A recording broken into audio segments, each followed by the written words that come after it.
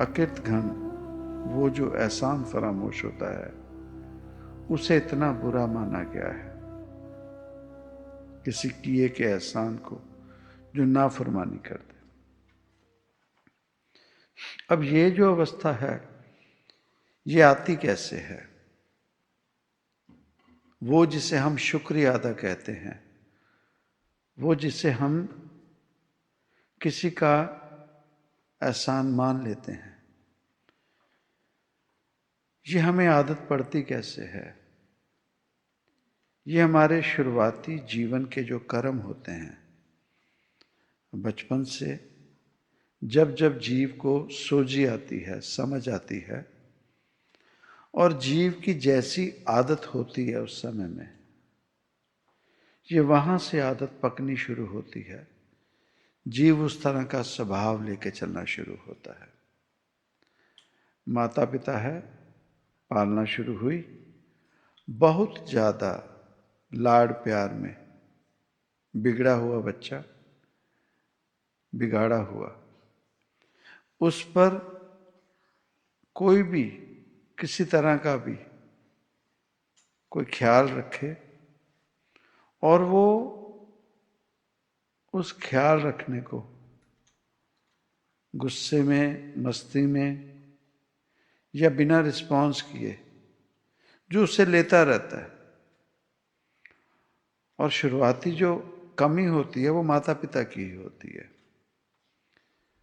वो उसे समझाते नहीं कि शुक्रिया अदा कर, ये तुझे जो मिला है इसकी कीमत है, ये कितने वर्थ है। ये जो आदत नहीं पड़ती, नहीं समझाया जाता, तो जीव को लेने की आदत पड़ जाती है। वो लेता है, माता पिता से लेता है, भाई बहनों के हक मार लेगा, दोस्तों के, मित्रजन, जो भी सराउंडिंग होगी वो उनसे छीनेगा। पहले वो अपना पेट भरेगा, अपनी जरूरत की पूर्ति संपूर्णता करेगा, औरों को नहीं देगा, और उसे आभास भी नहीं होगा कि वो कर क्या रहा है। और जैसे जैसे ये समा उम्र बढ़ती है, ये आदत पकती है, तो ऐसे ही जीव होते हैं जो दूसरों का हक मारते हैं।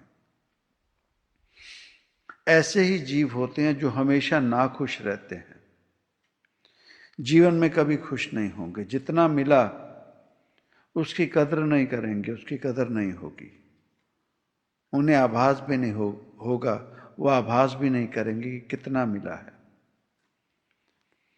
लेते रहेंगे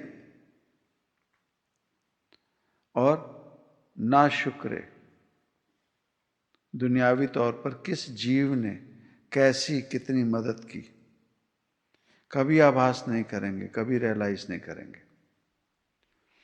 और ऐसे ही जीव होते हैं जो उस रब की, जिस रब ने इतना दिया, ये सुंदर जीवन, ये हमारा संपूर्णता, हम जो भी इस जीवन में एंजॉय कर रहे हैं, वो देने वाला एक ही, दद्दा दाता एक है, सबको देवनहार, वो एक ही दाता है, वो रब है जो हमें सब देता है।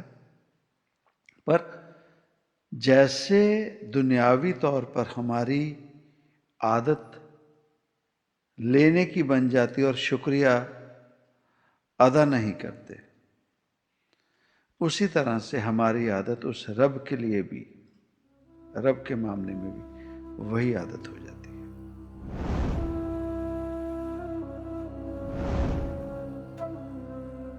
ऐसे जीव, ऐसे जीवों के बाबत कहा गया कि एक समय नारद मुनि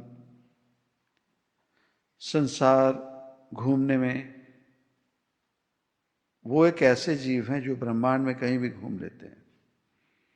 चाहे इसे हम मिथ समझ लें, मिथ के जरिए ही कोई बात अगर हम समझ सकते हैं। एक नारद मुनि ऐसे हैं जो इस संसार में, इस ब्रह्मांड में कहीं भी घूम सकते हैं। एक नारद मुनि ऐसे हैं जिनका सुमिरन बहुत ज्यादा है। उठते बैठते चलते फिरते घूमते कहीं भी उनके मुख पर एक ही सुमिरन है, नारायण का। और इतना सुमिरन, इतनी भक्ति होने पर भी एक नारद मुनि ऐसे हैं जिनका दुनिया में, जहान में कोई भी मंदिर नहीं है, जिनका जीवन में कहीं भी कोई जैसे घर होता है, मकान होता है, ठिया होता है, एक नारद मुनि है जिनका वो मकान, मंदिर रूप कहीं भी नहीं है। अब इसमें दो बात, जितना नारायण का सुमिरन नारद मुनि करते हैं उतना दुनिया में और कोई उनका सुमिरन नहीं कर सकता, ना ही कोई कर सका।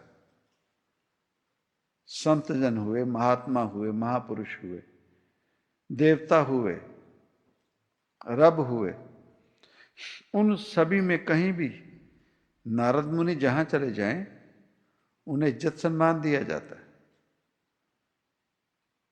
पर उनका मंदिर नहीं बन सका,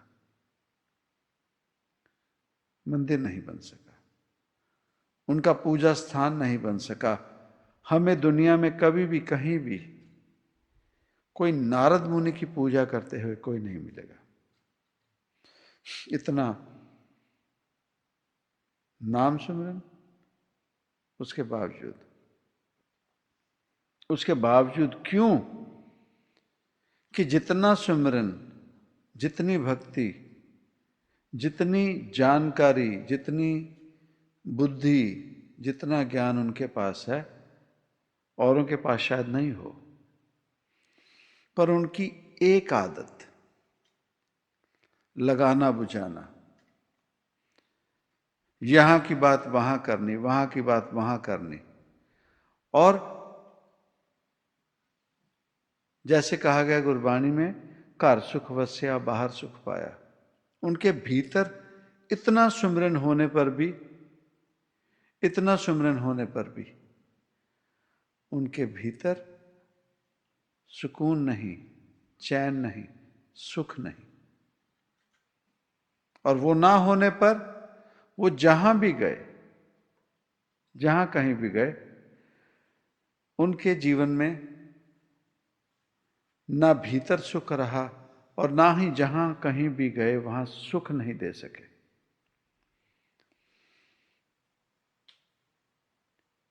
सुख नहीं दे सके। उनका कहना, उनका कहीं भी ठहरना उस जगह पर उन जीवों को सुख नहीं दे पाया। अगर वो नारद मुनि जो इतना सुमिरन करते हुए भी भीतर में जिनके सुख नहीं, सुकून नहीं, औरों को सुख नहीं दे सके, सुकून नहीं दे सके, उन्हें रब ने, क्योंकि भीतर भटकन है, वही अवस्था में वो दुनिया में भी घूमे, ब्रह्मांड में घूमे, पर एक जगह बैठ नहीं सके। उनके भीतर चैन नहीं। निगाह मार के देखें, कहीं हम नारद मुनि तो नहीं। यहां की बात वहां लगाना, बुझाना, और हमारे भीतर चैन नहीं।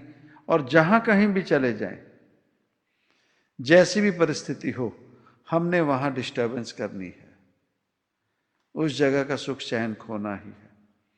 अगर ऐसी अवस्था है तो हमें भी कहीं ठिया नहीं मिलेगा, उस रब के घर में हमें भी कहीं जगह नहीं मिलेगी, और ना ही हमें इस दुनिया में कहीं जगह मिलेगी।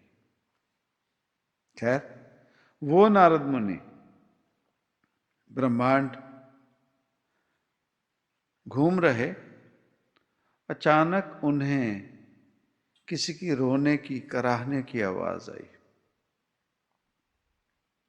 रोने की, कराहने की आवाज आई, और ध्यान किया कि कौन रो रहा है, कुरलाहट कौन कर रहा है। तो ध्यान किया कि ये जो धरती जिस पे हम लोग रह रहे हैं, ये धरती मां करा रही है, रो रही है, उस रब को पुकार रही है।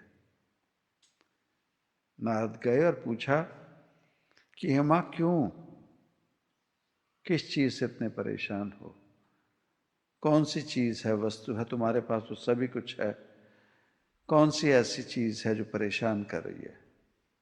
उस समय धरती माँ ने कहा, मैं अकिर्त घन एहसान फरामोश लोगों के वजन से पाताल में, नरक में धंसते जा रही हूं। मुझसे इनका वजन, इनका भार मुझसे सहारा नहीं जा रहा। वो है अकिर्त घन। कहीं भी उनसे बड़ा नरक इस दुनिया में कोई नहीं।